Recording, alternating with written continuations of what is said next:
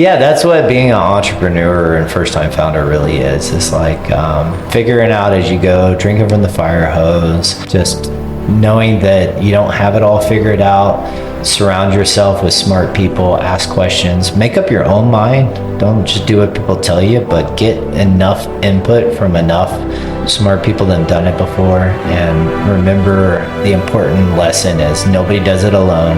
Get as much help as you can. And that became my superpower and what I figured out. And I was able to recruit some incredible people to help me. And that stuff is life-changing. You get the right person on your side, everything kind of clicks in and goes. This is Hackers to Founders, a podcast about cybersecurity professionals who have reached the pinnacle of their cybersecurity expertise and have ventured into new frontiers, whether it's launching innovative startups or making impactful investments in our industry.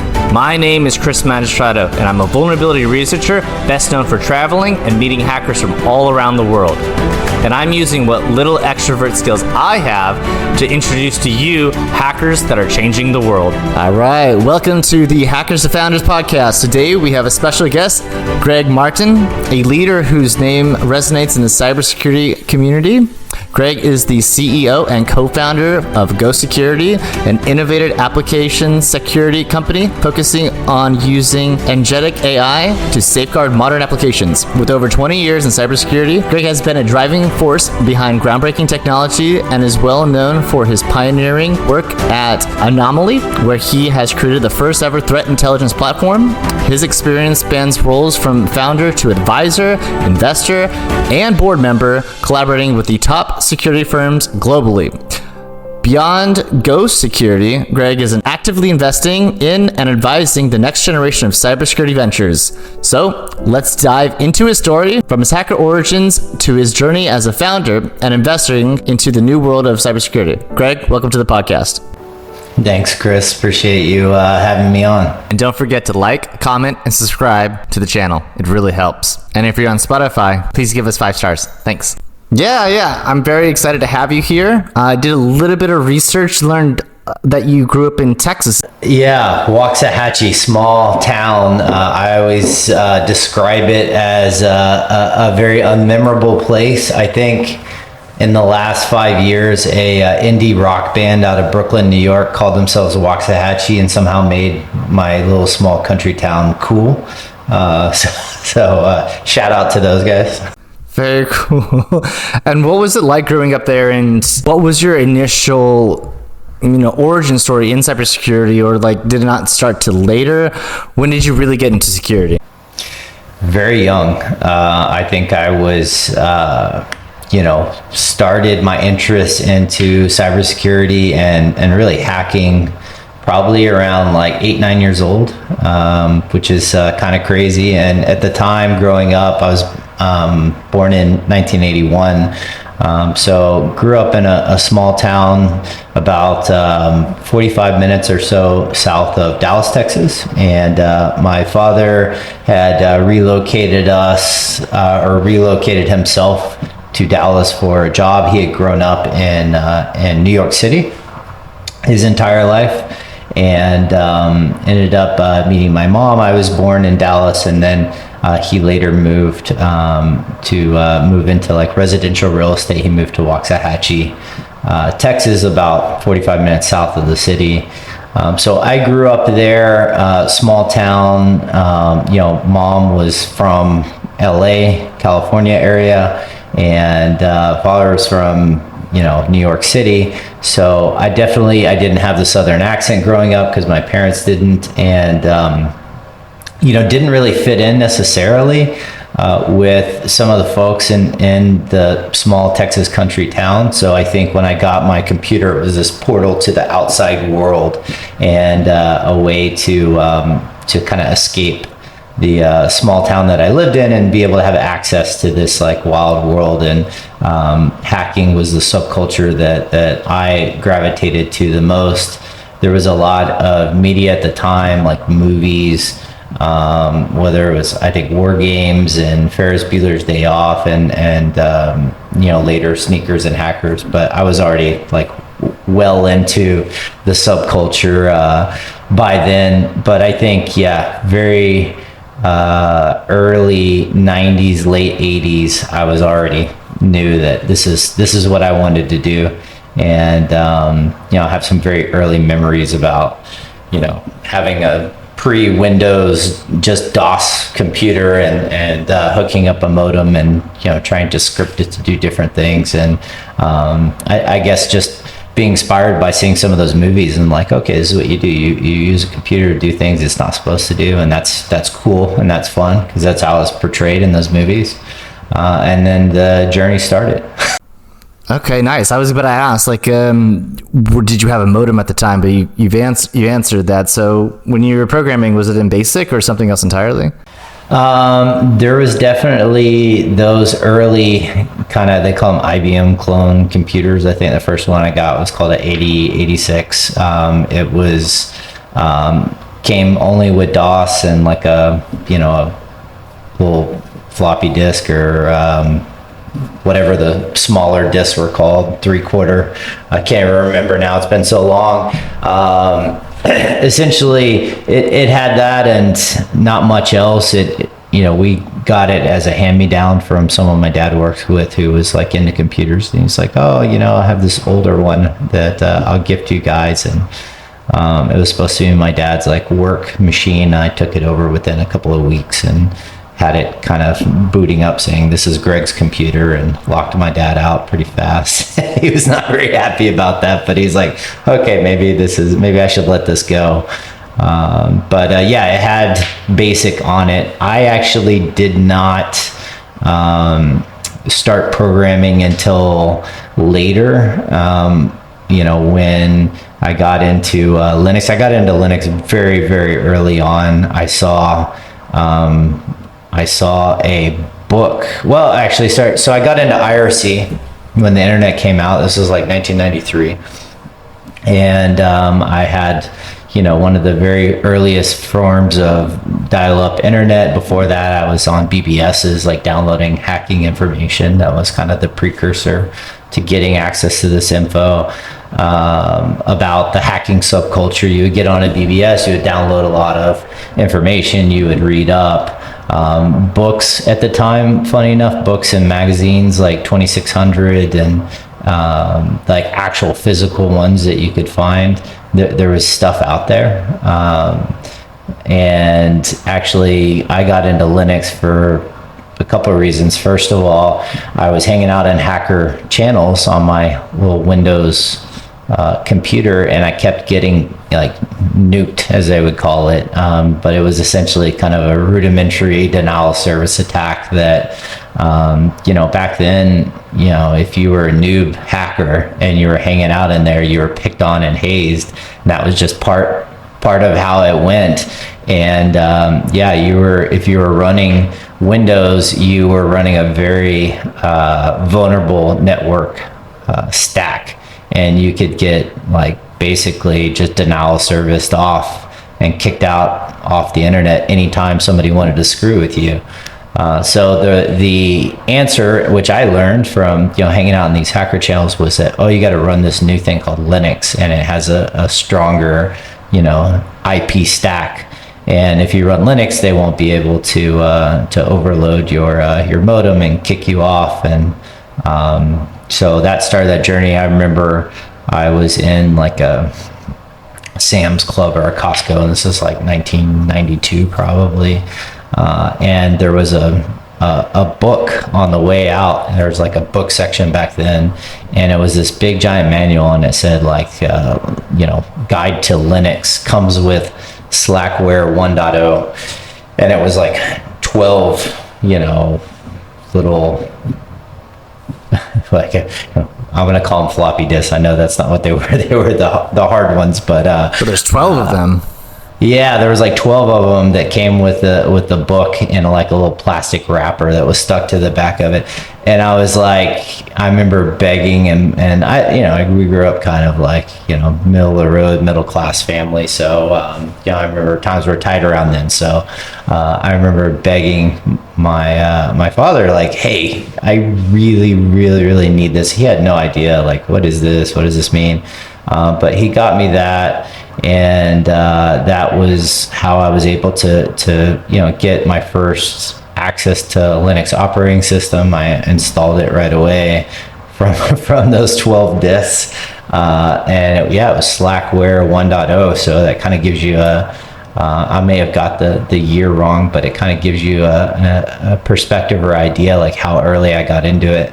And, basically there was not a lot of information out there. So I just read that book cover to cover, and I kept it for the longest time because it was such an influential point of my life. I ended up, getting a lot of my early IT jobs from, being this expert in Linux and ultimately Unix at such a young age. But by 12, 13, 14 years old, I was an absolute wizard, and could like, create my own kernels, hack people, all kinds of fun stuff. And so that's kind of how I got my start very early on. Taught myself Linux so I didn't get kicked out of the hacking channels on IRC. That was the thing. And then, technology, which was my passion, my hobby, became a really cool career. Okay, excellent. So you're mentioning like, how you learned Linux and then it helped for your career in the future. So one of the first jobs that it looks like you had was like an internet service provider that you would help work with them. Were they running Linux or were they running like Windows, or like what's the tech stack and like what kind of work did you do there? Yeah, so in a small town, there's not like any technology companies, but there was this period in the 90s where every small town or municipality area usually had a small business running a dial-up ISP because they were a very kind of local, regionalized thing. And for most small town people that are interested in technology, that's the only organization around that's going to have any kind of real substantial IT. So I remember I was probably like 14 or 15 years old, and before that I got summer jobs working for the school district, and they had us like wiring Cat5 through the roofs of the schools, and Texas summer heat and just crazy stuff like that. And but we got to learn from some of the people that worked there, and they taught us networking and all this fun stuff. So when I was about 14, 15, I went to this small ISP and literally knocked on the door and said, "Hey, I want a job. I love technology." And the guy that started that place, this guy Mike, was a crazy character. And I guess the lore was that him and his brother had like burned down their own liquor store to take the insurance money and then start this ISP. And it's one of those kind of how old were they? They were probably in their 40s at the time. Okay, but got it. If you're 14, you're just like, that's an old man. You don't really have any kind of grasp of age when you're 14, right? No. But he was a really nice guy and cool guy. I don't know if the liquor store story was true or not, but it definitely made its rounds around the community. So, but that was the kind of guy that he was. He was just kind of this like adventurous, kind of like gritty cowboy kind of guy that somehow ran a small technology company, this little dial-up ISP. Do you know how he got into it? If he, because that's such a I think he was just after money, right? He heard this was a good thing. Okay. He was like, all right, well, forget the liquor store. Let's burn that down. And so anyway, so they had already established themselves, and they had this interesting guy, I don't remember his name, running all of the technology, one guy. And he was kind of like back in that day, you thought of an IT person, you probably would imagine like somebody who's got a beard, who hasn't showered in 5 days, and doesn't look you in the eye when you talk to him. Like that's kind of was your prototypical IT person back then in the 90s. That's what people kind of thought and associated. And I met this guy who was the sysadmin. He did pretty much like 100% of all the technology, and Mike was just the business guy. And turns out he was exactly, the to the stereotype to a T. I remember we'd be afraid to go in the server room because it smelled so bad. So, every time he was in there, it was terrible. But interesting enough, so they did say, okay, we'll give you a job, kid. And they had this room where they had a bunch of like high school kids in there. And I was probably the youngest on the team, and they would have you building websites, like very rudimentary early HTML. I think it was before CSS was even a thing. And so Mike would sell them to the local businesses. Hey, Joe Blow Donut Shop, you need a website, you need to be on the internet. This is a big thing that's coming out. That's pretty innovative at the time. Yeah, it was super, it was a thing. And a lot of, I think these smaller local owned dial-up ISPs kind of dabbled into that. So that's how I got the job there. I was building these little websites, and the stinky guy, the sysadmin, he started working from home more and more. And then I noticed that there was some kind of chatter about how they need this or that and they can't get a hold of them. And then one day it just kind of like disappeared. And I don't know really what the story was there. Maybe he got a different job. Maybe he had some kind of personal issue or health issue. But he's just gone. And I remember Mike being really stressed out and worried, like, what am I going to do? Nobody's going to run this business anymore. It's all going to go kaput. And, I stepped up to him. I was like, hey, I could do this. And he looked at me. He's like, okay, you're a kid. But I'm kind of desperate right now. So I don't really have any other choices. And I just wanted it because I wanted to work, deeper in the technology. So I became the replacement. Became the CTO overnight. Yeah, of this very tiny little company, and was able to take it over pretty quickly. I switched everything from, I think they were using Windows NT. I switched all over to Linux, and that was my first real job. That was really fun. Yeah, I have this really fun story, like in that transition phase where I'm taking over the job. I think I went back to school the next day, and public school, and I'm like, yeah, I'm gonna be rich. Like, I'm getting the big job, and I'm so excited. I'm like bragging to all my friends, and then to a 14, 15-year-old, like this is just what's going through your mind. Like, hey, I'm gonna make so much more money than the whatever $5-10 an hour I was making building websites. And I don't remember what he paid us, to be honest. But when I showed up to work the next day, that had already gotten back to him, because there were so many people building websites and working in that little room full of high school kids at that point. Mike was not very happy about that. So I remember this moment where he pulled me in the server room and like literally like grabbed me by the throat and pushed me up against the wall. And he's like, what is it? I'm like, what are you talking about? He's like, what's the number? And I'm like, I have no idea what you're talking about right now. Why are you choking me? And he's like, how much money do you want? And basically it got back to him that I was bragging about how I was going to make all this money. And I didn't even think about it. The first thing that popped out of my mouth was 500. And he was like, 500 a day, a week, a month. And I was like, a week. and I saw him just like all the stress melt off of him, and he was like, oh, thanks. He's like, thank God, this kid I thought was going to ask for a lot more money. But to me, that was just this incredible amount of money to a 15-year-old at the time.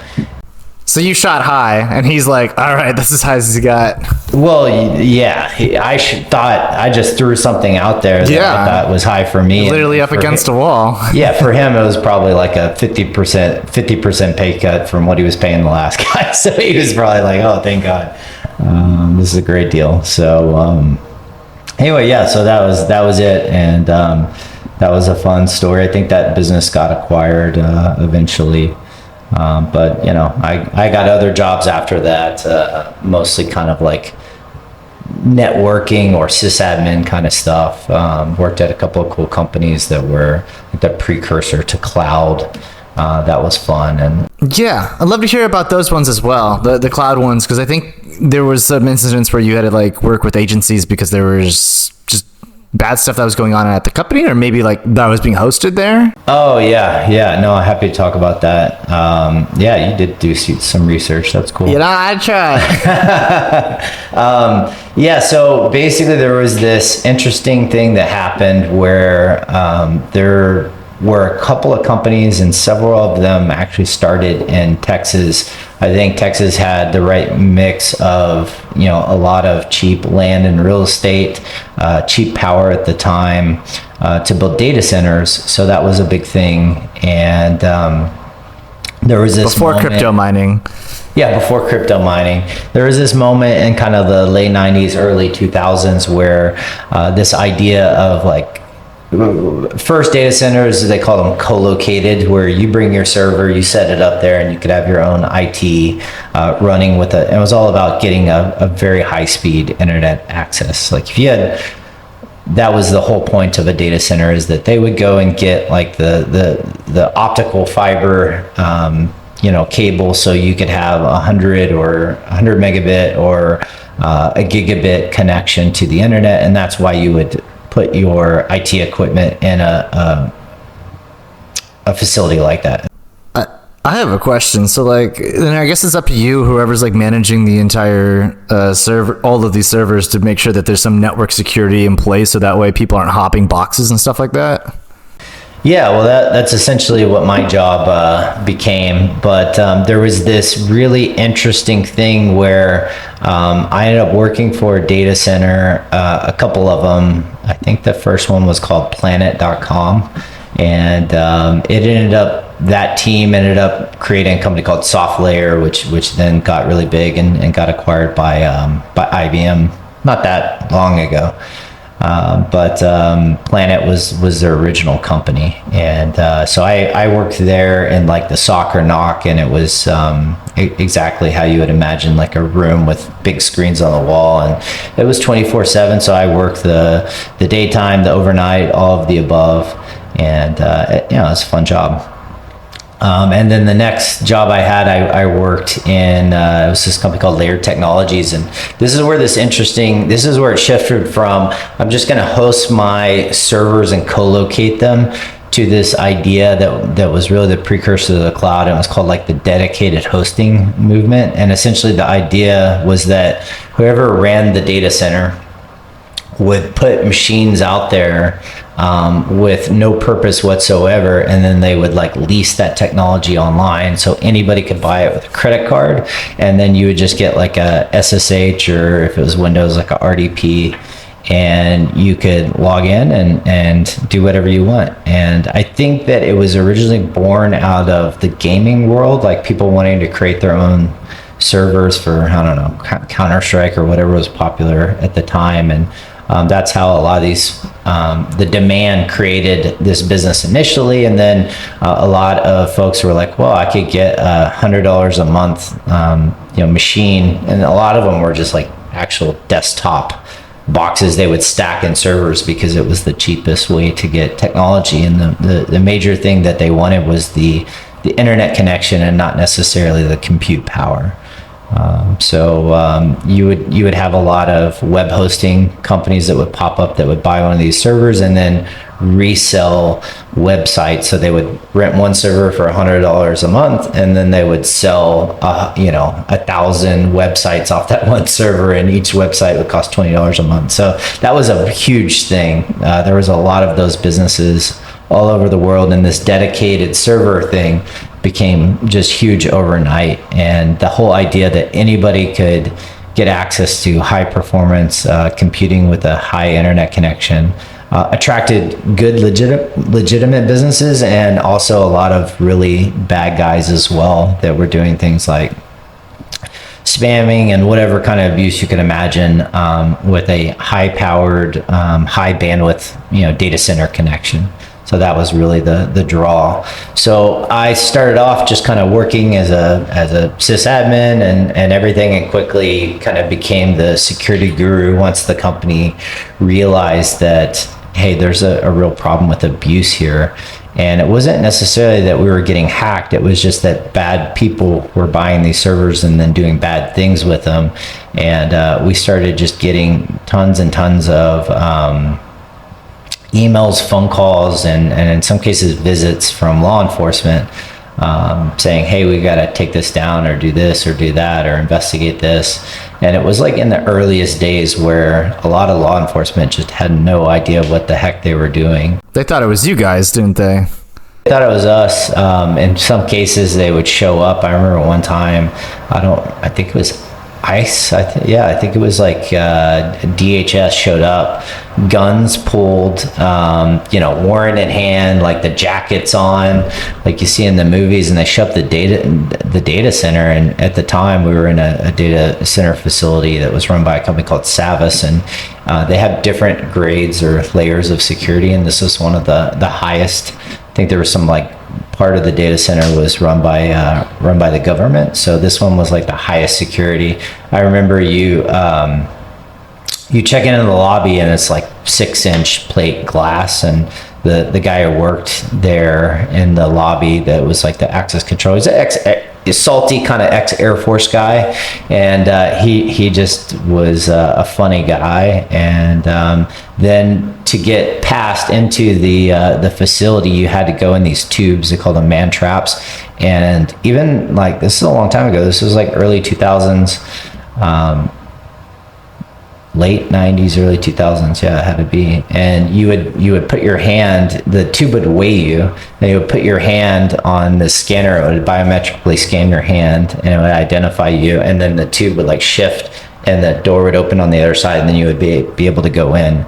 So it's pretty sophisticated. That's very sophisticated. Yeah, biometric scanning. These data centers were legit. They were amazing. Jesus. And so these guys come in, guns, out, ready to serve a warrant to this company I was working for. And the guy was like, I need you to give me your IDs and sign in. This is the Air Force guy. And they're like, holding up a warrant, spit flying out of his mouth. He's like, you're going to open this right now. We have a warrant. And the Air Force guy was like, no, IDs, sign in. And they were like losing their mind. Exactly, and that's where our company, Top Cleared Recruiting, comes in. Finding the right cybersecurity talent with the necessary clearances can be a major hurdle. Did you know that it could take 8 to 15 months on average to hire somebody with a TS SEI plus full polyscope? At Top Cleared Recruiting, we have a network of 1.3 million cleared professionals, ranging from C&O developers, reverse engineers, and data scientists. Whether you're working on offensive operations or data analysis, we connect you with the elite talent you need fast. Visit topclearedrecruiting.com and let us help you to find the perfect candidate, already cleared and ready to go. I thought that they were gonna like go in there and find some, criminal just sitting in a chair using a computer doing something bad. But yeah, this guy is literally sitting at home or at a coffee shop in Eastern Europe or whatever. Whoever they were after obviously was bouncing through the server that they had rented, and they had no idea. And they're like, okay, well, we need to talk to the director of security, and they send me in there, and I think I'm wearing my like Aqua Teen Hunger Force shirt or Cartman from South Park or something, and I walk up, shorts and flip-flops, and I must have been like 19, 20 years, who knows, very young. And they're like freaking out, like, what in the world, who is this kid? Are we talking like these servers were using for spam, or are we talking like cheese pizza, all of the things? Yeah, there was everything. We got some people were doing very bad things, and some people were doing not so bad things, but all of it had a scale of illegal. And basically, once each kind of law enforcement agency would stop by the data center, I would meet them. They would realize that what the deal is, like, we just host these computers and I'm one of the good guys. So then I develop a relationship with them, especially with the FBI and the Secret Service. They just loved the shit out of me, and I became their guy. I became their hacker that they used to translate, and I started working with them. And some of my friends were like, "Oh, you're a narc," and I was just like, "No, this just gives me more access to the cybersecurity world, and at my heart, I'm a good guy. Like I don't want to shut down these people that are just sharing, movies and MP3s and things like that, because like I actually also participate in that world at the time, but some of it was legitimate and bad stuff, like terrorist forums and carding forums and bad stuff that deserved to go down, malware, botnets, things like that. Happy to help out, and sometimes they had me working on meaningful stuff, and I felt really good about it. Sometimes they would have me helping them work on stuff that I did not want to help them with. And it was just, to me, like stupid stuff. They would act like, this is very serious stuff, we need your help, and find out it was like, just copyright. I think one time they were trying to shut down this guy selling chips for like satellite television so you could get free access to like HBO or something like that. And they would just make me feel like I was working on a terrorist case. And that was the thing about especially the FBI. That culture of being very tight-lipped, and if they worked with you and you were not FBI, they would tell you the least amount of information possible to get you to do what they wanted you to do. And finally, I just got really frustrated with that. I was like, if you're not going to respect me enough to tell me what the hell you're asking me to do for you, and you want my help, then piss off. And I much more gravitated to the Secret Service guys because they had a completely different culture. They were like, honestly, they were kind of like frat boys. But really? They definitely knew their stuff in cyber. They were very early in learning about it, but they were the complete opposite of the FBI. They were a little bit, just like tell you whatever, cool kind of guys you'd want to hang out with, have a beer with.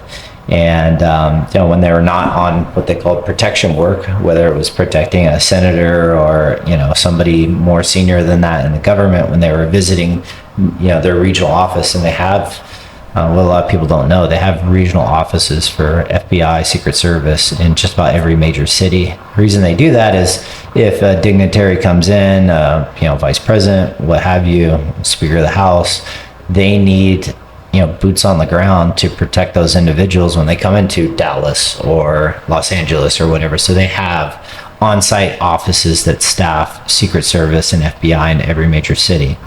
Interesting. I always thought they just followed them. Well, some do. Like you have your own detail if you are in a position that is given a detail, and then you have somebody with you at all times. But sometimes they need 12 people and not one person, like you're at a rally or some big public event or something.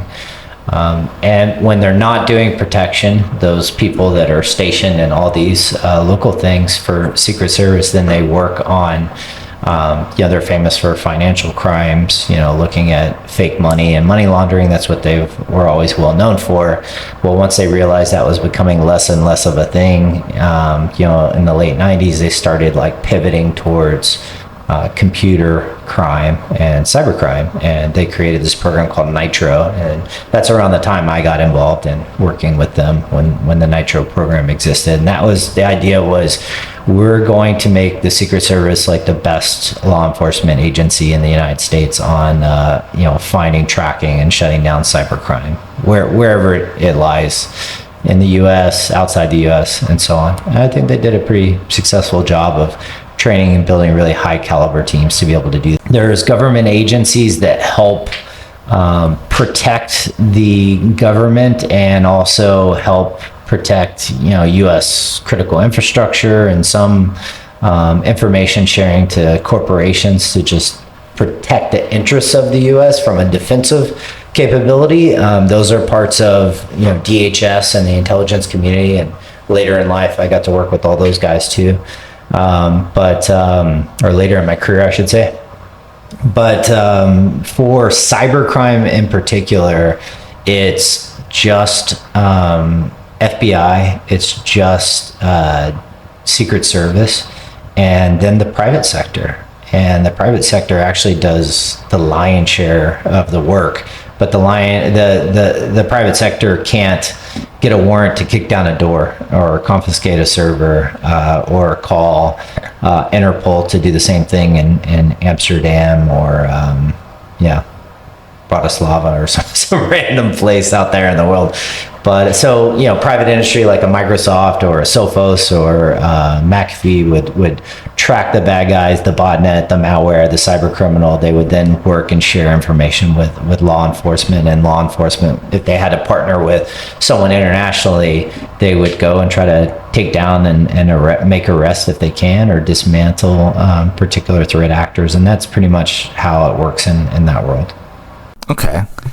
All right, beautiful. Would love to hear more about how you shifted over from your jobs there, working with and collaborating with different types of agencies, into your company, Jask. Yeah. So, my first company was called ThreatStream, and now it's been renamed. We renamed it fairly early on. It's called Anomaly now, and my second company is called Jask.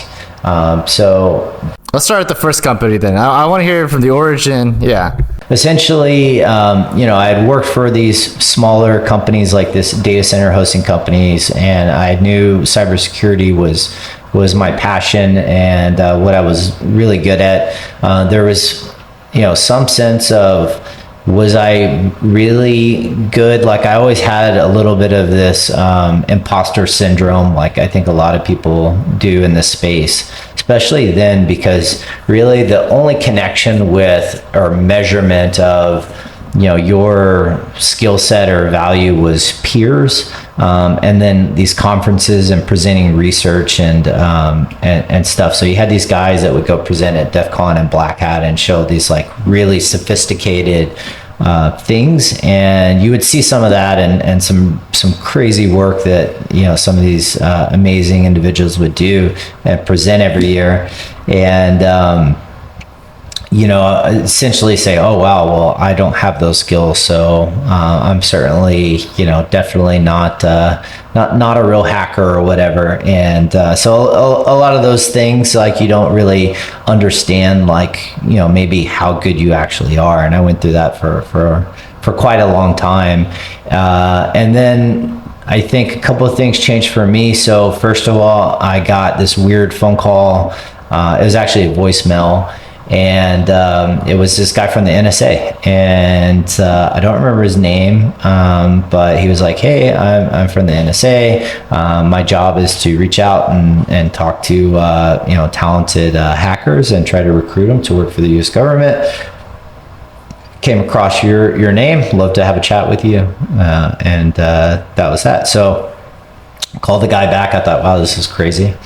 And called the guy back, and sure enough, he explained that he lived at home in like Ohio or somewhere in the middle of America, Midwest, and he is in a wheelchair, and that's why he worked from home. He was in a real nasty car accident, but he was previously a developer, software developer for the NSA for many, many years. And he didn't tell me what kind of stuff he developed, but I'm sure it was like on the offensive cyber side. And he's like, since my accident, now I live and work at home in Ohio, and my job is like tracking and recruiting guys like you. I was like, well, this all sounds like a fake, like something out of a movie. Right? I'm like, still don't believe any of it at that time, and then the more he talks to me, he's like, here's what I like to do. I'd like you to come and kind of interview and whatever. And, we would bring you out to this place called Fort Meade. Fort Meade. Bring you out to Ohio. yeah, exactly. And so I was like, all right, so that sounds cool. Let's see if this is real or not. And sure enough, I get a plane ticket booked for me, and I go out and I fly out, and they put me in a Marriott, nearish to, it was near Baltimore, I think. And I remember when I was checking in, this like really attractive lady with like short bleach blonde hair. The psyops have begun. Yeah, well, actually, that's the fun part of the story. There was definitely psyops involved. Yeah, but no, she just worked there, but she looked like somebody out of the Matrix movie. She just looked like a cyberpunk looking lady, and she was like the greeter that like came and got everybody. And basically there was this bus, and I was probably like, I don't know, mid-20s, 24, 25 or something like that around the time. And they had all these college kids, and they looked like they were all like 18 years old. But I think they like cherry picked them from some of the best like Ivy League schools. MIT. Yeah, MIT, you know, Stanford, Yale, Harvard, whatever. I'm not sure exactly. Maybe better technical schools than those, right? Carnegie Mellon, MIT. So they put us all on a bus, and I'm like looking at all these kids. I'm like, man, these kids are really young. Like, what am I doing here? I felt like an old man compared to them. And so I'm like, this is kind of weird, you know? So they bring me in the bus, and yeah, I thought I was kind of hot shit hacker at the time. And I'm like, well, these college kids, like, I don't belong here. And I just felt the whole thing was weird. So I go in the bus, and they don't really tell you much of anything. And the lady, the greeter, the Matrix looking lady, she was sitting up at the front, and she's like, all right, here's the stop. And I start getting off, and she's like, no, Greg, you stay here. You're going somewhere else. And I was like, oh, thank God. All the kids got off. All the college kids got off, and they went to like one area, and they literally, actually, I think she got off with them. Left me on the bus by myself because, yeah, something funny happened after that. So they took me to this other area on the fort, and I think I had like they give me a badge, and I'm supposed to go to this building and wait, and somebody's going to grab me there for the interview. So I'm walking around, and I'm trying to find the building, and I badge in, and I go into this building. It turns out not to be the building that I want to be in, and I start getting really nervous because, you know, first of all, hackers are just like, you have this mind of like, you know, the kind of like you're a troublemaker or you're a mischievous person, because back then, like, if you wanted to learn information security or cybersecurity, like, you were legit in a gray area doing gray area things. And it's not because you were bad or you wanted to break the law or you wanted to, like, you know, drain somebody's bank account, but you had to break rules and in some cases break the laws to be able to learn your craft. So like the act of hacking and learning to hack and breaking into real networks, you know, a lot of us did it because we wanted to learn and see if we could, but we didn't really have any kind of malintent. But you're living in this gray space, so you develop this mindset of like, you know, you don't ever want to get caught, right? And somebody's always watching and trying to catch you. So you kind of get this like this funny mindset. And I go in this first building and I realize I'm in the wrong place. I start freaking out a little bit. I'm like, oh man, they're going to see that I badged in with my name, associated with this badge, and not where I'm supposed to be. Why am I in here? So I get a little like freaked out because, you know, military bases, you've never been on them before. They're very intimidating. And then you add intelligence community on top of that. It's even more intimidating, right? So, and here you go, a hacker that, you know, already has, you know, I'd worked with some guys in law enforcement, so I had a couple of ties at the time to the government, but also, like, I don't know, it's just a scary thing. And I ended up finding the right building. They had a little, like, makeshift Starbucks in there, so I'm hanging out in there for a while, and finally, some guy in army fatigue shows up, grabs me, "Are you Greg?" "Yes." Takes me upstairs into a room. And then this team, really nice team, comes in and we do the interview, and it's really funny. And the whole time of the interview, the guy in the army fatigues is there with this little clipboard, and he's just taking notes the whole time. And I think looking back, and he was a psychologist, and I think his job was mainly to focus on the psychology of the people that they were hiring. And it was really interesting. So they brought this other very attractive gal in at the time. I just thought, wow, you guys hire some good-looking people here at the end. and she sits down, and we sit like with a chair opposite, like looking directly at each other. And she had a chair in front of me. And they're like, "We're just going to ask you some technical questions, Greg." I'm like, "Okay, yeah." And they were like, "Just give, you know, your simple answers." And You don't need to go into any depth, and they just go through like maybe like 150 questions, just like very random, but they thought through this, and they were just like, what is a registry key? Like, what is would you gain, what's a command to get root access in a Linux machine? Like, where is the password stored? And in Linux, where are the passwords stored in Windows? Like, just things like that. What is a system ID? And they just kind of go through this list of like 150 questions, like just like that. Well, hopefully I'm not giving away any top secret stuff here. I don't think so. This probably fine. Did you do good on it? Again, I always had imposter syndrome. I thought I did terrible. And no, actually on that part, I did great because I pretty much got every question right. But I remember I had so much stuff I wanted to tell them about myself, and the end of the interview, I just kind of forgot to tell them, oh, I wrote this software, I did this or that. But I think they had already made up their mind by the end of the interview that they wanted to hire me. And I did get a little bit of those vibes, but I left feeling like, oh man, I didn't do a great job. But anyway, I ended up getting the job.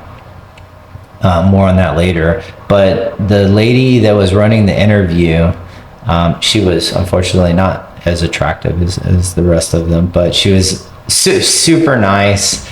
I can't remember her name, but she was super awesome. She was a big Baltimore Ravens fan. And she held this like squishy, I almost say it was like a Santa Claus or something, like this squishy toy in front of my face, and squeezed it, and it started like singing. And she just held it right in front of my face, like 2 inches from my nose, and just held it while it's sang in front of my face. And I'm just looking at her like, what in the freak is this lady doing? Like, this is so bizarre. And I glance over to the guy taking notes still. Yeah, he's like furiously taking notes in that moment. And I was like, oh, they're fucking with me. Yeah. This is so weird. Never have ever experienced something like that.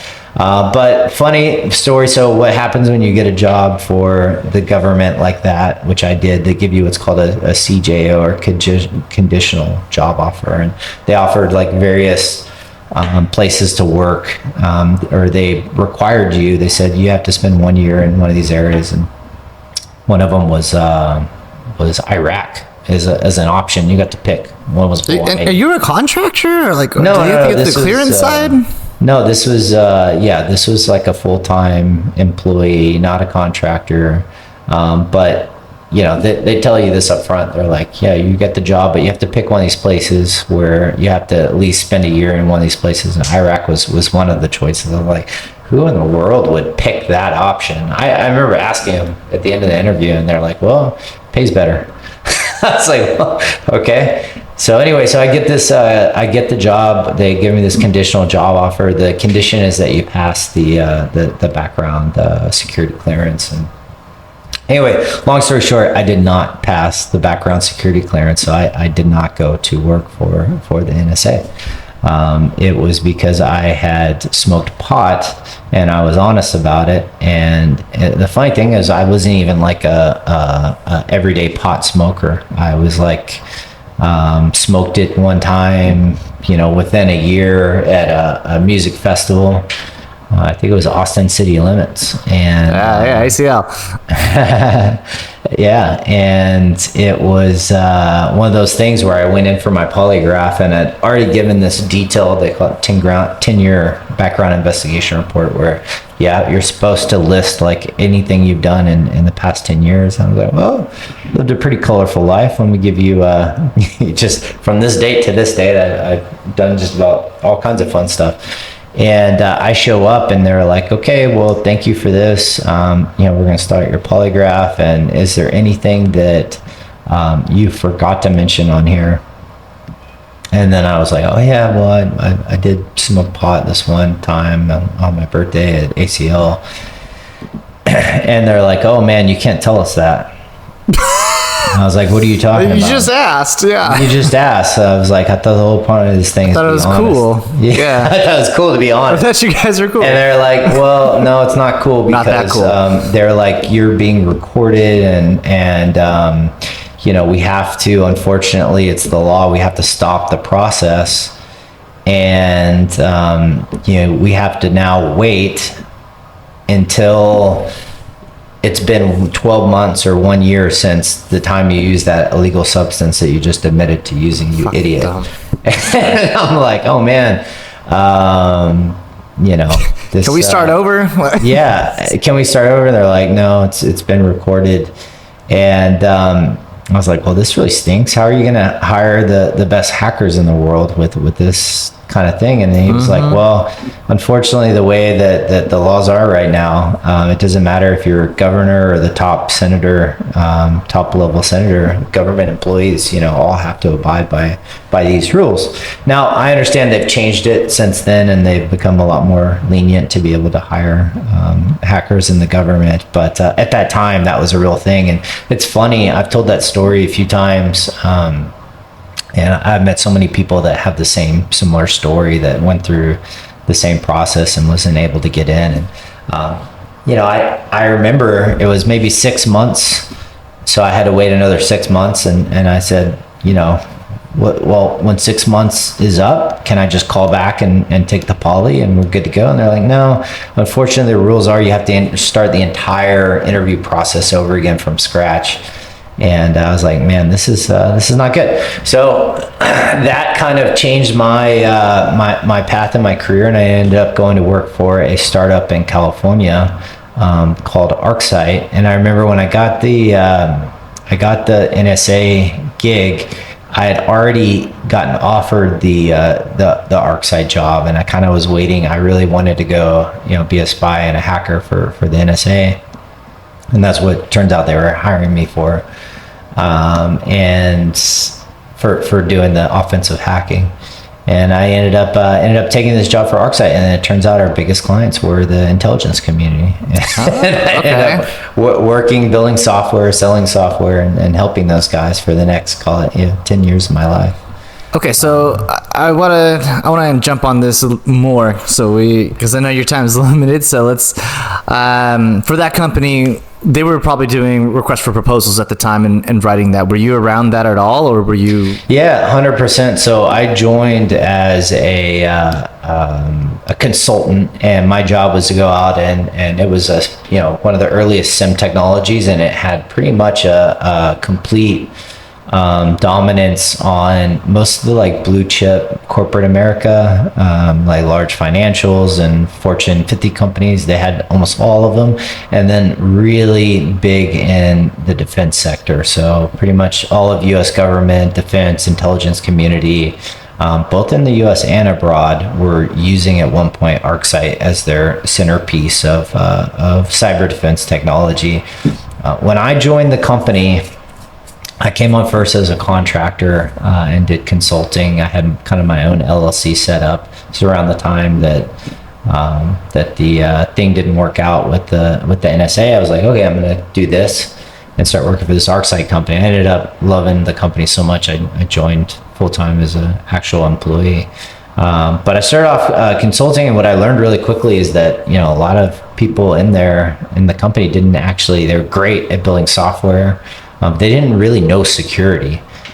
So part of what I did there was I created some really interesting tools and what they called content in the SIM world, which could be like rules or whatever. It's just like, what do you program it to do? And I came up with this concept of, I wrote this scraper in Python that would find any kind of blog or public resource that posted updated lists of command and control information for malware. And at the time, there was some of that, and a lot of it was, crime, what we call crimeware, but it was just like, malicious malware related to cybercrime, and less kind of the APT stuff. The APT stuff, as information that was shared publicly, didn't really take off in the world until Mandiant released the APT1 report. I think that was 2014, or I can't remember exactly the date. That was before that. 2009, maybe. So I wrote this tool and I open sourced it. It was called ArcSight, and it would pull in all these malicious IPs and domain names that were known to be involved in malware, and it kind of streamed it into the SIEM and then set up some correlation rules. So if any activity from the customer's environment touched any of those IPs or domains, then the SIEM would flag an alert and tell the SOC. And this was like an add-on on top of the It was an software? add-on, yeah, because I was a consultant. I was out visiting all these big organizations that had like Walmart and JP Morgan Chase and Bank of America, all the big companies we had.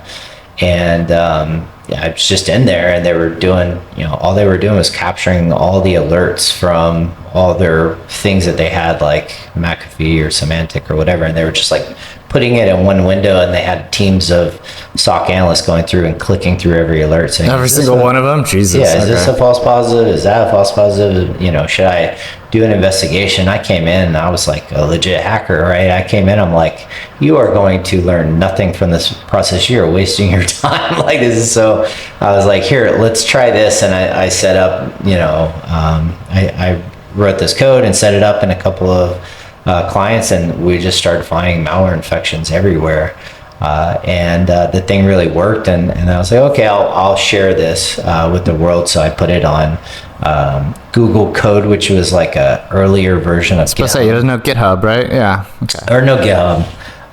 And I also put a Google Analytics tag on there because it allowed you to do that. I don't think GitHub allows you to do that. So I was able to see at least the IP addresses that everybody was downloading it, and I just tracked that for fun, right? Just for my own knowledge. And I have a question. So you were like, you go on these consulting gigs, and then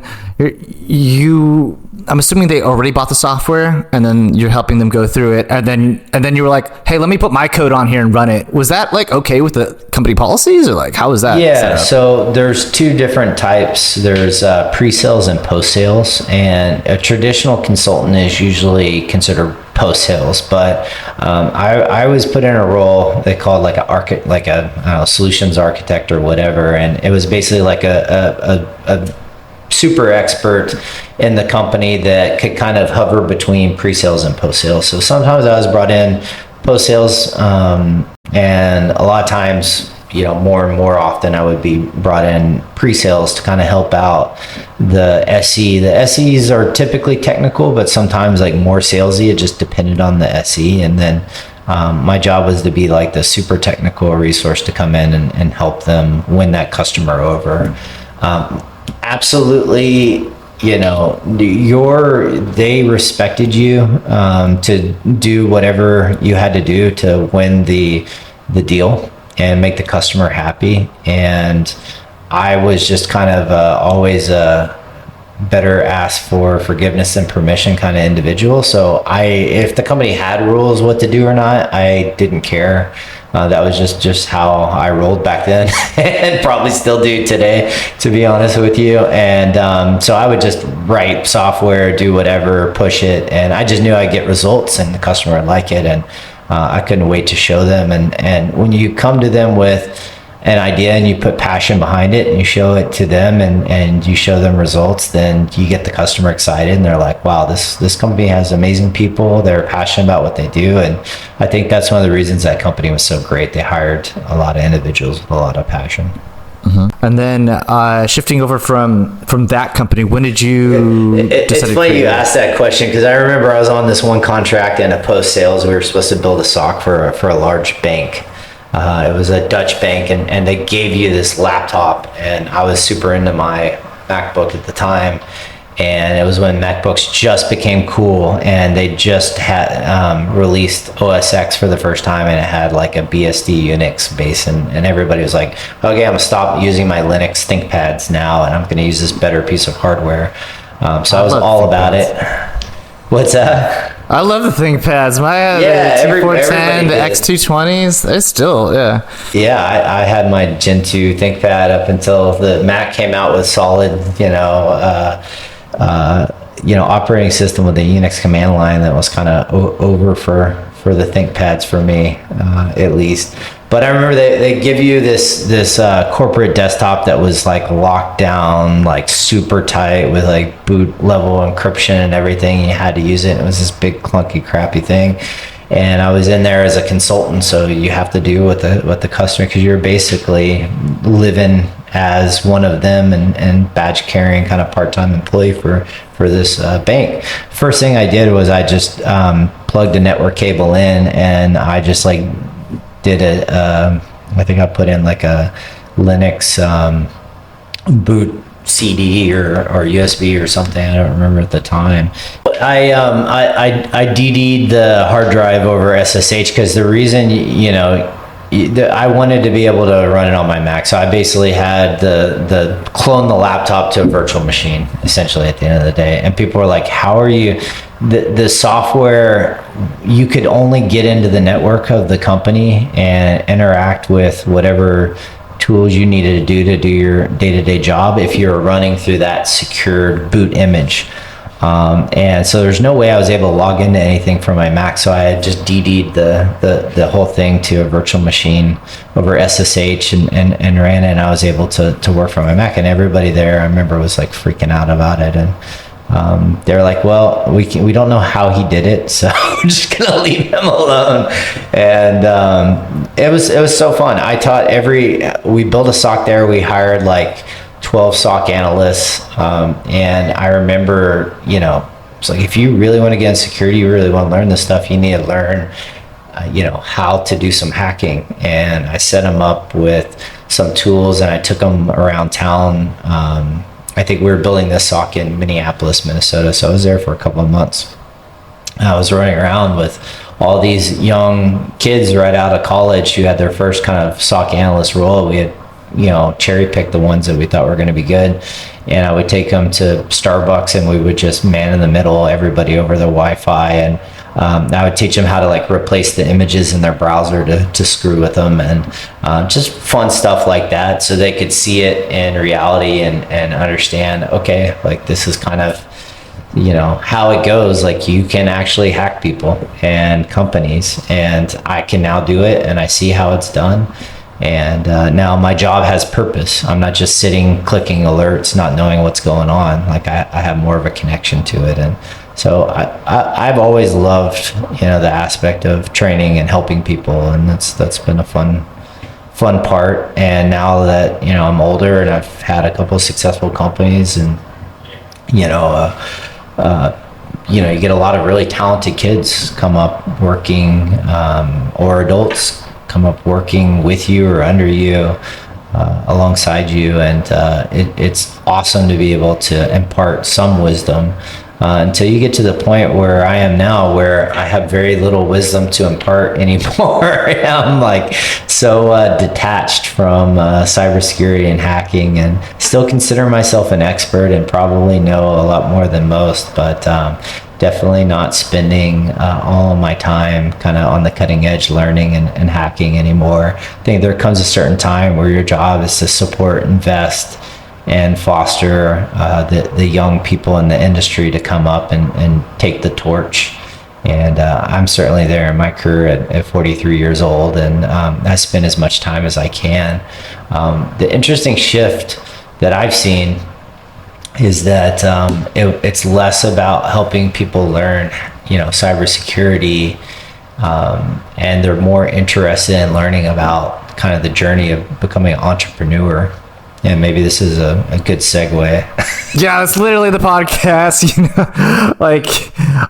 it's exactly that, based from my own personal experience as well. I was doing security research for about a decade, giving talks and stuff like that. And then I wanted to get more into business. And it's that duality between you get the imposter syndromes of like, am I even a good enough hacker? And then, the reason for the podcast was to show and to introduce people in the world of, if you're a security professional, you're a technical person, that you can create a business, that it doesn't make you any less of a hacker, right? That, it's a better thing, because then you're able to give back to the community, you're able to create jobs, and then invest in the next future of people in cybersecurity. So with that, I want to hear more about, when you made that jump to say, I'm going to create this company. And then how did you feel at that time? And what was going on? And how did you decide and know that the product that you guys were building was going to be useful in the market at the time? Yeah, so that tool that I built that was scraping those threat indicators and pushing them into the SIM, into ArcSight, I had open sourced it. I talked about it at some of our company conferences. I installed it in several of our customers that I had gone on engagements with. And it was delivering good results. And it became very popular, and then everybody else in the company who was like an SE on the pre-sales or a post-sales consultant all started using it as well, because they found it was like a very popular or easy way to sell. To sell and show instant results, like, oh man, I found some bad guys right here instantaneously. So it became really popular with the customer base and the company. So I get this call one day from a lawyer in the company saying, hey, Greg, the tool that you built, you got to stop giving away on open source. You got to take that down. I was like, why would I do that? And they said, well, the issue is we want to actually sell it now. We want to turn it into a product and sell it. And we can't have it out there for people to download for free. I was like, okay, great. Well, am I going to be a part of that conversation? Who's going to sell it? And like, are you going to cut me in on this deal? And they're like, we don't have any information about that, but you just need to take it down. And I'm like, that's so bizarre. And so I talked to some friends, and one friend that was successful in another business, and I was just thinking, what are my options? Do I need to talk to a lawyer? What do I do here? I don't want to take it down. This thing's got my personal brand all over it. And so I did end up getting recommended to talk to a lawyer, and they said, look, the way you licensed it, MIT license, they can take it, copy it, remove your name, sell it, do whatever they want, but they also can't really force you to remove it or do anything. The worst they could do is fire you. And I was like, that's it? They're like, yeah, that's it. And I was like, oh, cool. Well, then I'm just not going to take it down. And I'm going to keep updating it. And that's what I did. And they did not end up selling it. And they did not end up firing me. I think they tried to build a product to do the same thing, and it just never got off the ground. I ended up quitting shortly thereafter. The company got acquired by HP, and everything changed. And I basically was looking at that kind of Google Analytics about who's downloading using this tool. And got a bunch of leads. Crazy list. Government of Israel, government of Tokyo, DOD, Intel Corporation, Bank of America, Chase Bank. It just went on. It was hundreds and hundreds and hundreds of the world's largest organizations. Wow. So I'm looking at that list. It's because it became very popular with a piece of software that was prolifically installed in the largest organizations in the world. So I'm looking at that list. I'm like, man, maybe I should start a company. This seems like something that's pretty valuable if all these guys are using it. And that's really where the switch to, creating a business, and literally just, whipped up a website. Remember, I had those HTML skills from when I was a kid, and registered a domain name. Hopefully, you use CSS this time too. So maybe some JavaScript. Yeah, maybe some. Yeah, unfortunately, it's pre-Chat GPT, so writing a website was pretty hard back then. Yeah, Dreamweaver. Dreamweaver, exactly. So I got that out, and I remember what really was the big break. I got to the point where I had created this company, figured out enough how to create a company, a website, start marketing it. I even maybe was able to even, sell or convert one customer. And I remember I was just calling people from the list. And one of them was this, I didn't even know who they were. It was this company called Kinetic. And I called them, And we're like, hey, I'm the developer of this tool. I saw that you guys were one of the users. They're like, how did you know we were using it? I was like, we'll get into that later. But, I'm creating like a company around this now, and I have a better version. Love you guys to use. And they're like, well, look, we're a British, aerospace and defense company. And, we make robots that the military use to defuse IEDs. And they're very sophisticated robots that we built. They're very expensive and they're very popular with the military. And we found out this year that the exact same robot has been cloned and being produced in China and sold. So we then learned that we were hacked, and they stole our IP and all our years of research and development, and they just built a Chinese version robot, a Chinese version, and they're selling it for half the price. So this is a big problem, and until we were able to run your tool, we couldn't find them to get them out of our network. They've been there for probably years. And your tool was the first thing that kind of let us know where the infection was, where these guys were beaconing from, and helped us track it down. And yes, we will be your first. Well, I don't even think I told them they were the first customer, but they said, yes, we'll be your customer. And they absolutely were the first. And I didn't know what to charge. I think I told them like $25,000 a year or $35,000 a year, something like that. How much was their software that you were selling prior when you were doing pre-sales for the other company? Well, that software was started at $125K, and okay. ArcSight was. So you were used to doing these big ticket items. It wasn't like and you were selling $20. Okay. So I didn't know how to price my little widget. I just thought that if I knew they already bought ArcSight for 100 to 300, I think the average deal is probably like 300, 500K a year. Okay, I got it. For ArcSight. So I thought surely they'd pay 25 for my thing. And right. Ended up my thing then, became ThreatStream, which became the first threat intel platform. That was the commercial version that I came up with, was, put a web interface in a database and dedupe it, and, add enrichments and all this stuff. And,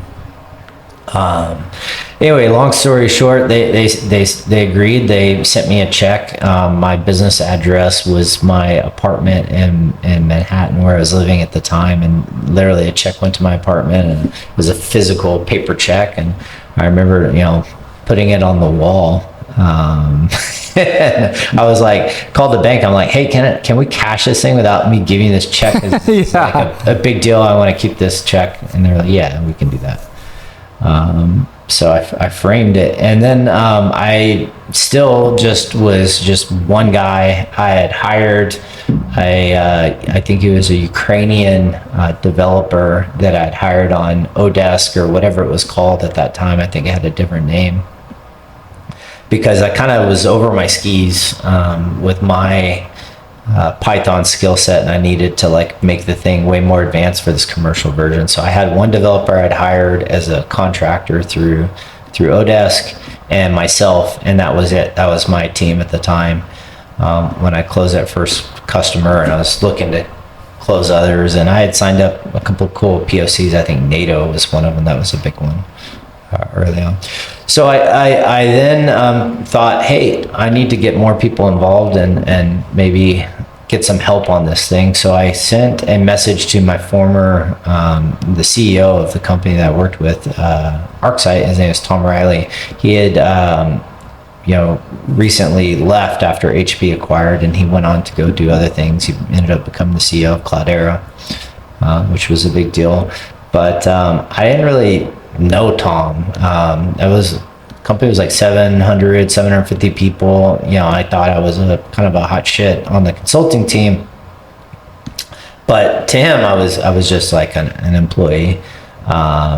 And maybe I'd ridden in the elevator with him once or twice, but he had no idea who I was. So I sent him a message on LinkedIn after he had already left the company and I had left the company, and I was doing ThreatStream, my first startup. And I said, hey, Tom, you probably don't know who I am. Here's, I worked for you at ArcSight, and, had a blast. I wrote this tool. I just wanted to, and I started this business around it, and I just wanted to, get your feedback and, love your time. And he immediately got back to me. I was like, Greg, that's awesome. Looks amazing. I'd love to hear about it. So he jumped on a call and went through the whole thing with them, showed them the list of downloaded organizations that were using the tool, and walked them through the story that I had a pilot with NATO, and I got this one British defense company to give me a check for it. And he was like, wow, this is really impressive. I would love to personally invest and potentially join your board. And if I can get this other guy was the technical co-founder of ArcSight, if I can get him to vet this and give me a thumbs up, and if he's willing to get involved, then I'm all in. And I was like, great. And that all went well. And the next thing, I get a call, and he said, all right, I'm going to give you, I think it was $300,000 between him and the technical guy as the first money in investment. They were going to take X amount of percentage of the company. I think it was a lot, but at the time I was like, whatever, But great to have you guys for entrepreneurs that are doing this now and on the investor side. What range would you recommend for a product like that? My range is that a lot or a little of nothing, doesn't matter. It's really about finding the right partner that's going to change your life and help you and be on your side. And in this case, this individual changed my life in that moment. And it wasn't the money, it was his involvement and support. And the next phone call was like, I'm going to make this investment, Greg, but you're going to have to move to the Bay Area where I live, Silicon Valley. And, and that's that. And I was like, well, I guess I have nothing to lose, and, I'll follow your instructions. And he said, if you do this, it'll take off like a rocket ship. And I did not believe him. I moved to the Bay Area. Immediately, he made the investment. And within a week, he had me meeting with Google Ventures, which was at the time a brand new VC fund. I think they had only done like one or two investments at the time, the first being Uber. And so we were like their second or third investment. And they did. They loved it, and they did the investment. That was my first institutional investor as an entrepreneur, Google. And so life is pretty good, and it definitely went off like a rocket ship. And that company is still around today. I'm only involved as like a board advisor and obviously major shareholder, but they're killing it. They're, I think, 100 million in revenue and growing, and haven't been acquired or gone public yet, so hopefully that'll happen one day. But super proud of that first company, and they're really big. I think they're probably not as big as ArcSight got when I left, but they're kind of inching their way up there. Beautiful. And then, so the investor, your first investor, was that like seed funding? And then when Google Ventures came in, it was seed and exactly. But I even know what to call it at that point. I mean, now there's so much information out there about being a founder and starting a company that, the access to that information is awesome now. Back then, there was like nothing. Information, nothing. So this is 2012, 2013. And so Google Ventures did my Series A. I remember it was actually pretty. Tom put out the word pretty successfully, and I was getting calls from Greylock and Sequoia and all the top firms. Nice. And, Greylock, I remember I was on the phone with one of the investors, and she said, what's your pre-money valuation? I think I was shopping Tom was like, you gotta shop your term sheet. I was like, yeah. Why would I what is this? Like, Google just gave me this term sheet and wants to give me $4 million, and it's Google. Like, why on earth? He's like, no, Greg, this is what you do. You shop it. Yeah. That's right. Well, you haven't done me wrong yet. So So he really kind of is the best tutor in the world for this stuff. He's just a legend and amazing human being that's just invested so much time and energy and helped me out personally and changed my life. So and he's done that for a lot of people, and now I try to pay it back and do it for others and young entrepreneurs as well. And that's why I've gotten involved in investing. It's just to help others. But Greylock called. They were like, "What's your pre-money valuation?" And I remember I put her on mute and I go, "What does pre-money valuation mean?" Yeah. I'm like, "Oh, okay." Unmute and then answer the question. Like that's how flying blind we were back then. Beautiful. Yeah. It's you got to figure it out, and as long as you go. That's what being an entrepreneur and first-time founder really is. It's like figuring out as you go, drinking from the fire hose. Just knowing that you don't have it all figured out. Surround yourself with smart people, ask questions, make up your own mind. Don't just do what people tell you, but get enough input from enough smart people that have done it before. And remember, the important lesson is nobody does it alone, and get as much help as you can. And that became my superpower and what I figured out. And I was able to recruit some incredible people to help me. And that stuff is life-changing. You get the right person on your side, everything kind of clicks in and goes. Yeah, definitely. I actually got a call yesterday from our friend, and he works at one of the, I don't know if I can name the company, but he works at one company in the Silicon Valley, and he's doing security research, and he has some money, and he's like, I want to get into investing. So he's like maybe has 100,000 that he wants to invest, but doesn't know how to do that if he just does it directly into a single company, or if he goes into an angel syndicate. Do you have any advice around this? If someone who has some pocket money that they want to get into the investing side, they know the industry on the technical side, any thoughts there? Sure. So first is that it is a terrible way to turn your 100K into more money. Okay. So I think that my advice is that if that 100K is money you worked really hard for and it's part of your life savings, or a big or even small part, I would say, invest in other ways, probably a little bit more safely. And if it is, let's say you have $1 million in the bank and it's 10% of your portfolio, then I would say go for it. Yeah. Okay. Go for it. But I would not recommend anybody investing more than 10 or 15% of their savings and dabbling in angel investing. I would keep it under that amount, because it's very risky, and most of your investment is probably going to get lost. Right.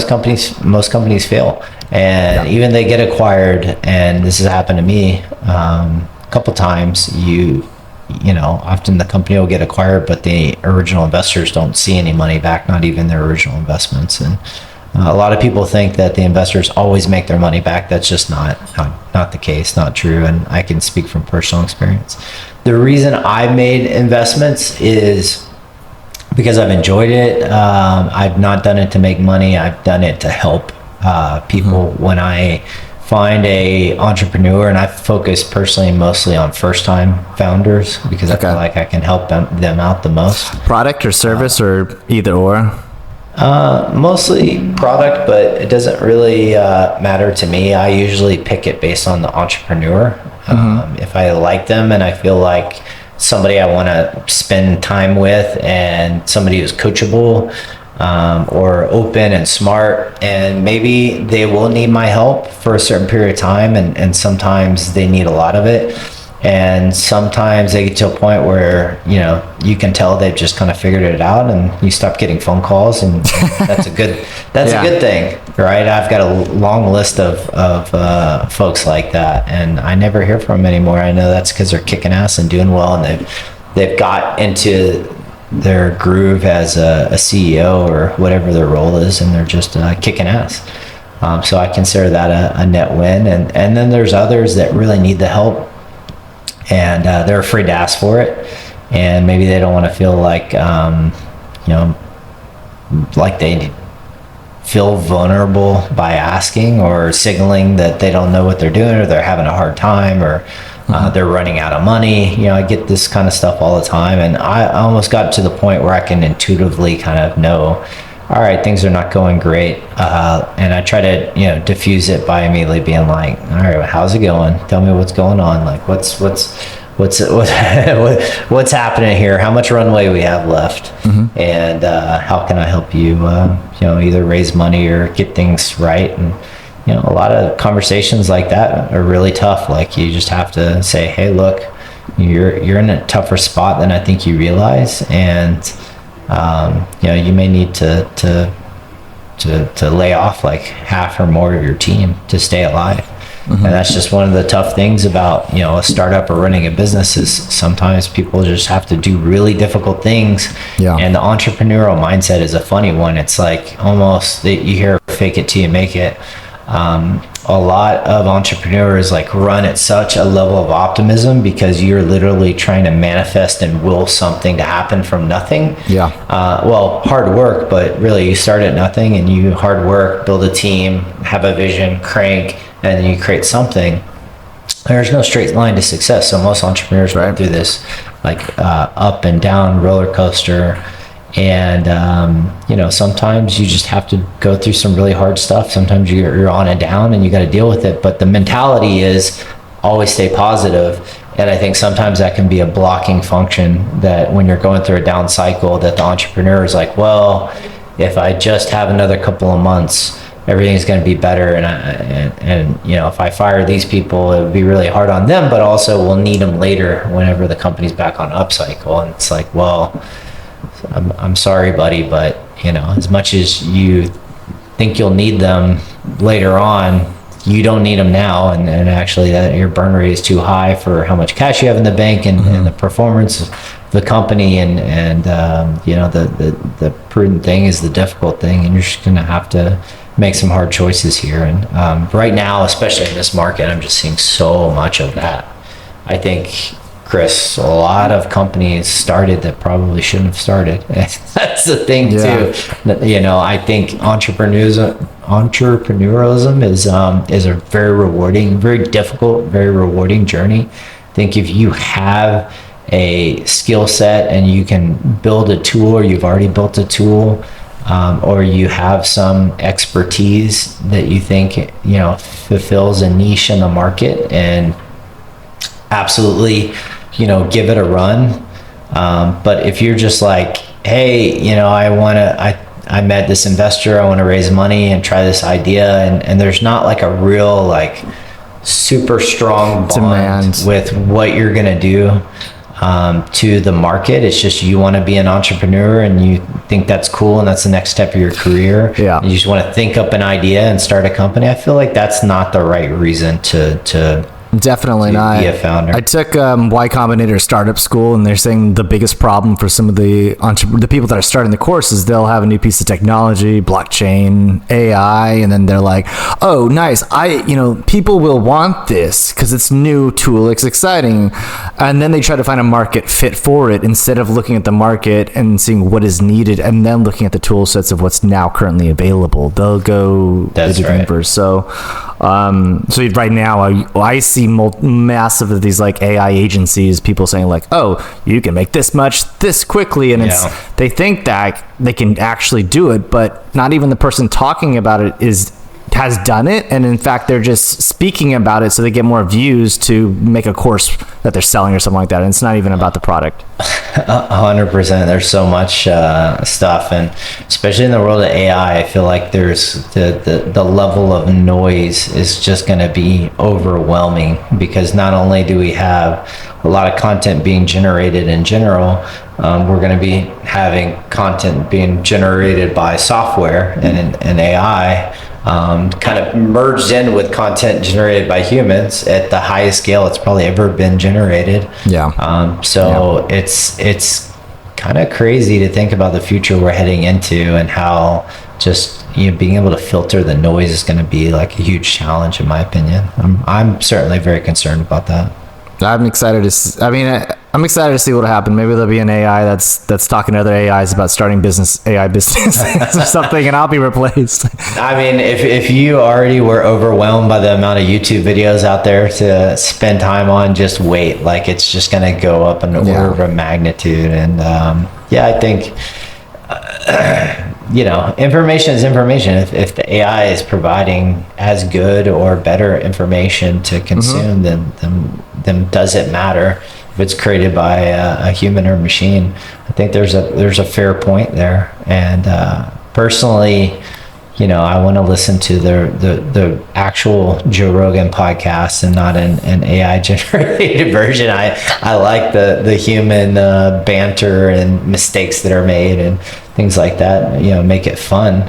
Yeah.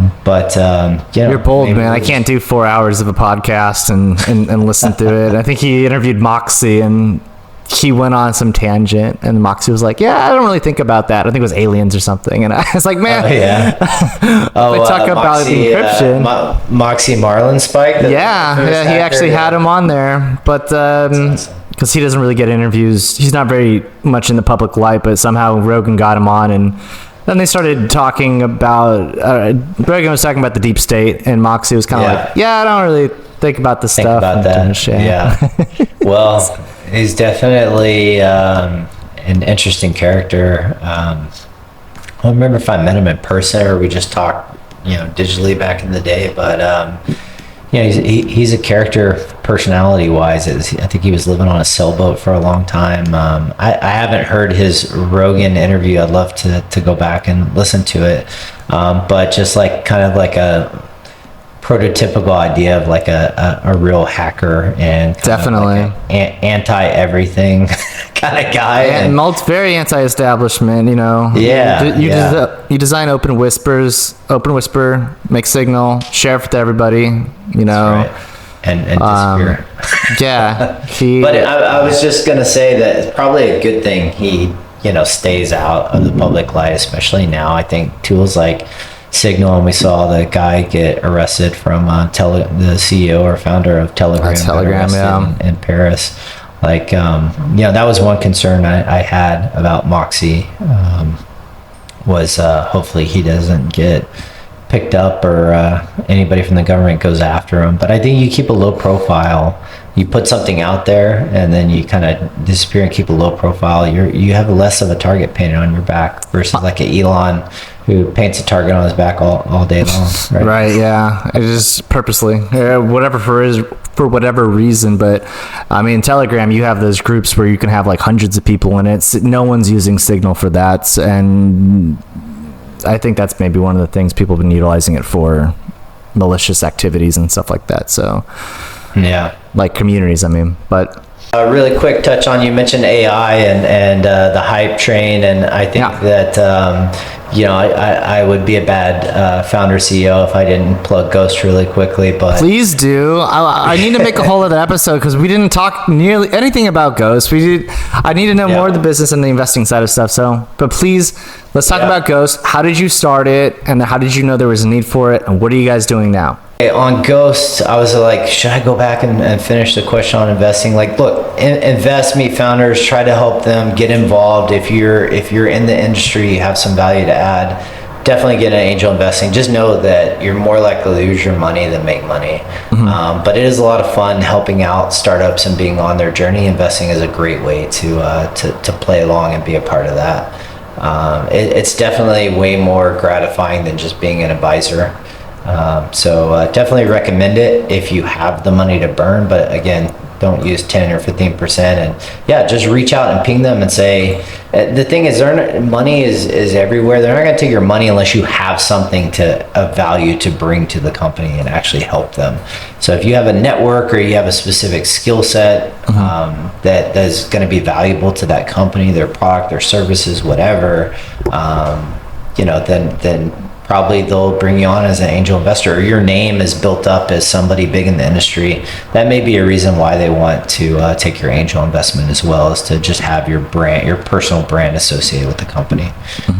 So yeah, there's lots of different ways, but none of them are riskier than others. Whether convertible note, fixed round, whatever, it doesn't really matter. I would just say invest, and invest early. If you're going to be a personal investor and you're investing, 15K, 20K, 50K, 100K, it's generally a smaller amount in the grand scheme of things with these startups. Invest as early as you can, pre-seed, seed. I stop at Series A. I won't invest. Mostly I won't do a Series A because they've gotten pretty big now in terms of their valuations. But, if I rarely do a Series A, it's because it's got a lower valuation. But typically I will only do Series seeds and seeds, because that's where the valuation as a small check writer, and I consider 100K a small check. Okay. That's where you're going to have the most impact and ability to get involved earliest to help the company, but also have the biggest opportunity to actually make some money. And I've had a couple of deals exit before, and it's awesome when that happens. It's really nice, but is definitely the exception. And as an asset class of investing, early stage technology is like one of the worst asset classes, and that's pretty generally well known in the VC world. That's why they have such big funds, and they're just looking for the next Facebook, and they're kind of right 50x unicorns. Yeah, and they're just hoping that one out of the 100 investments they make will kind of make it all good for them. Anyway, Ghost. So Ghost's third company, for me as a founder, we've been at it for 2 years. We started off in API security. We were, really focused on, modernizing technology and helping the AppSec problem, because we just haven't seen a lot of innovation in application security in the past decade or two. The tools that are still kind of state of the art, that most people that do AppSec are tools that are 20 years old, 10 years old. Like Burp Suite, I think, is 20 years old. Zap is 10 years old. They're like old, not to beat up on Java, but written in Java. And whenever you have a tool that's been around for a long time, whether it's open source or closed source, it gets feature creep, and it does like 1,000 things, and you only care about it doing like 5 things really well. And that adds to the complexity of the software. And it just becomes stuff that you don't really want to use anymore. So we were internally building this API security software. We were kind of increasingly frustrated with the tools that we were using ourselves to kind of test and build this API security software. So we kind of rebuilt our own Burp and Zap internally. And we were like, this is actually really useful to have like a modern, streamlined version of this. Maybe we should open source it.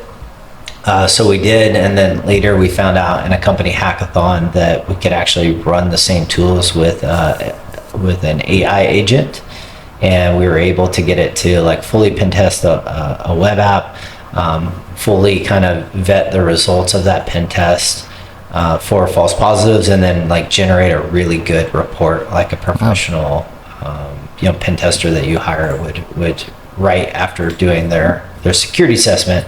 So we had that process fully automated via AI tools, and we're like, wow, this is really cool. And we were so excited about the results and the potential there. It has a long ways to go. We were so excited about it that we released not only that tool to the market, it's called Reaper. We open sourced it yesterday. We decided to really kind of make that the whole vision of our company now, is that, okay, API security is a thing, but we never really wanted to just only focus there. We always wanted to do something bigger. We just saw that was like an attractive niche in the market right now. But we always wanted to be like true innovators. And so we came with this idea of automating AppSec So, we can do 80-90% of whatever the day-to-day things that an AppSec professional needs to be successful in their environment. We can automate 80-90% of that.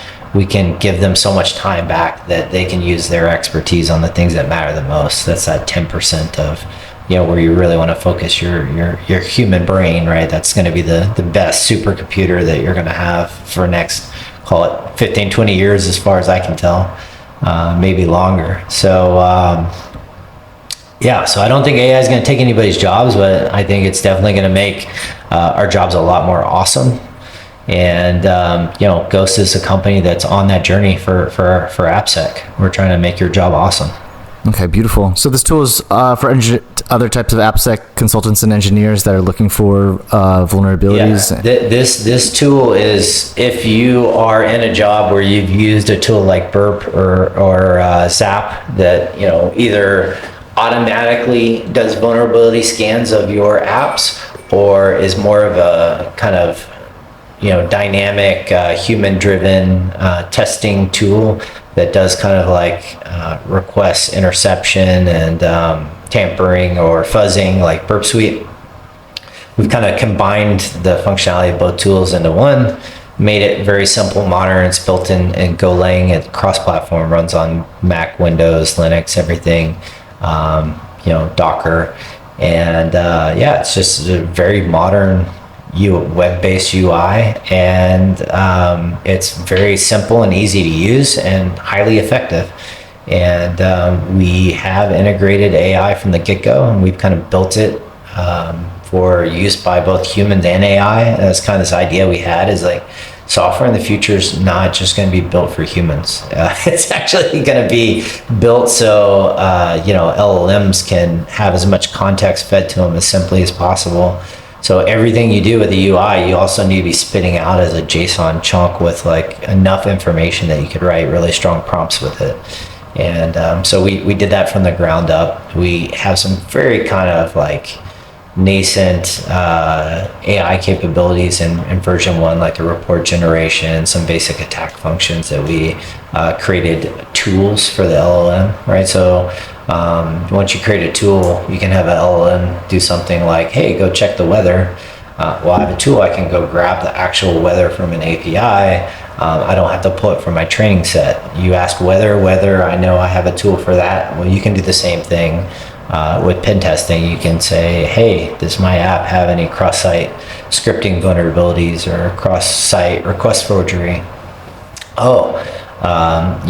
Reaper has a tool for that. I can check this app using this tool, and it knows how to look for cross-site scripting or cross-site request forgery. So that's essentially, how the agentic AI works, is that you give it tools to work with, and it kind of functions based on keywords, and then it has, actual, whether it's Python code or Go or whatever, wired up that it can do different things like fuzzing and attacking, and you just give that tool over to the AI.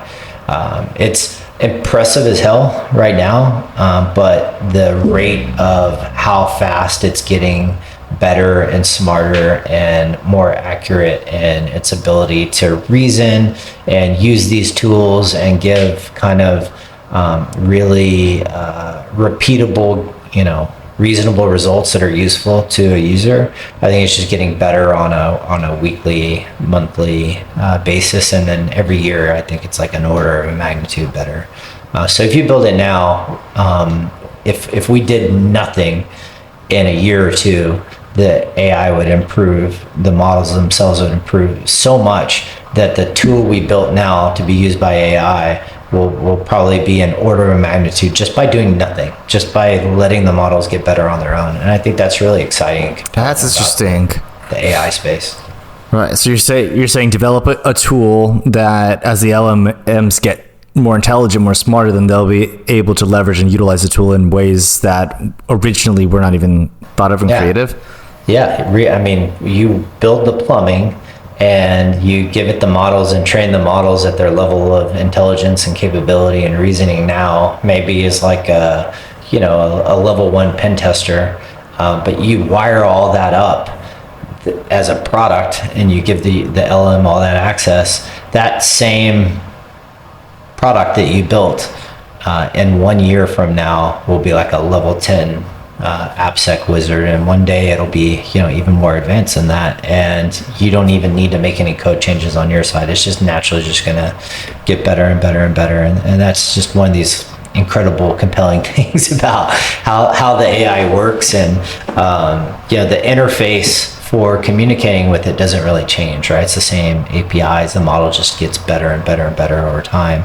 So you literally don't have to do anything. You just know that product that you built will be 10 times more effective and smarter and better results. All you have to do is wait 12 months. And in my career, I've never seen anything like this. I think it's just absolutely mind-blowing. All right, beautiful. Well, thank you so much for sharing what you guys are building at Ghost AI. We've really enjoyed having you on the program today, Greg. Thank you so much for sharing more about your personal story about growing up in Texas and the interactions that you've had with the NSA and every other type of agency, the startups that you've worked on, the companies that you've invested into, and your insights on Ghost and AI and how things are going to be shaping and changing the world. Thank you so much for being on the show, and we'd love to have you here. Thanks, Chris. I really appreciate it. It was fun. Yeah. Thanks for the chat. Yeah, of course. We'd love to have another conversation another time, maybe when you're more available and have a little bit more time as well. All right. Let's do it. All right. Thanks, bud. Yeah. All right. Good chat, weren't you?